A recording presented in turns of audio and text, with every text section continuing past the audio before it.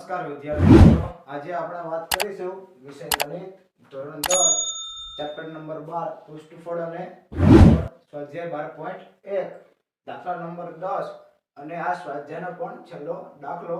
આપેલ આકૃતિમાં દર્શાવ્યા પ્રમાણે લાકડાના નળાકારમાંથી બંને બાજુએથી અર્ધગોળક કાઢી એક શોપીસ બનાવ્યો છે. જો નળાકારની ઊંચાઈ 10 સેમી હોય અને પાયાની ત્રિજ્યા 3.5 સેમી હોય તો શોપીસનું કુલ પૃષ્ઠફળ શોધો. તમે આકૃતિ જુઓ તો કે એક નળાકાર છે અને તેના બંને બાજુએથી આપણે એક અર્ધગોળક આકારનો આપણે ભાગ કાપી લેવાનો, તેવું આપણે એક શોપીસ બનાવવાનો છે. તો આ શોપીસનું કુલ પૃષ્ઠફળ આપણે ગોતવાનું છે. તો જો આપણે શોપીસનું પૃષ્ઠફળ ગોતવું હોય તો શોપીસનું કુલ પૃષ્ઠફળ બરાબર. તો જો હવે હું તમને એમ કહું કે મારે જે આ શોપીસ છે તેને મારે રંગ કરવો હોય તો હું નળાકારને પણ તેની ફરતી બાજુ રંગ કરીશ અને જે ઉપરથી આપણે બે અર્ધગોળક કાપ્યા છે પરંતુ તેના જે આપણે ખાડા પડ્યા હોય તેની અંદર હું પણ રંગ કરીશ. તો હું નળાકારને પણ રંગ કરીશ અને જે બે આપણે ખાડા કાપ્યા છે અર્ધગોળક કાપ્યા છે તો જે ખાડા પડ્યા તે ભાગને પણ રંગ કરવાનો છે. તો શું આવશે? તો નળાકારની વક્ર સપાટીનું ક્ષેત્રફળ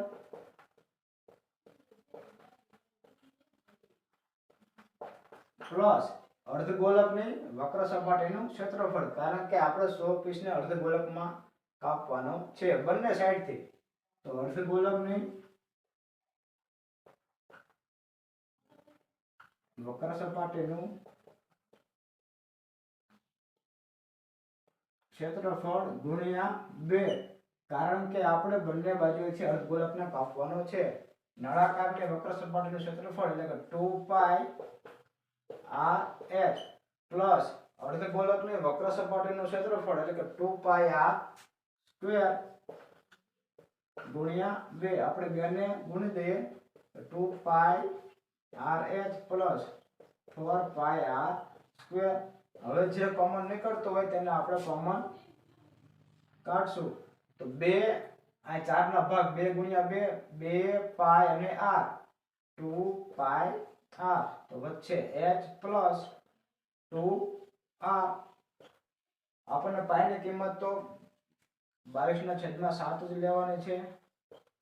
હવે ત્રિજ્યા આપણને 3.5 રકમમાં આપેલી છે પ્લસ h.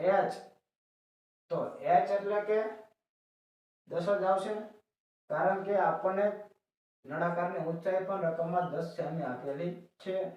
પ્લસ 2r એટલે 3.5.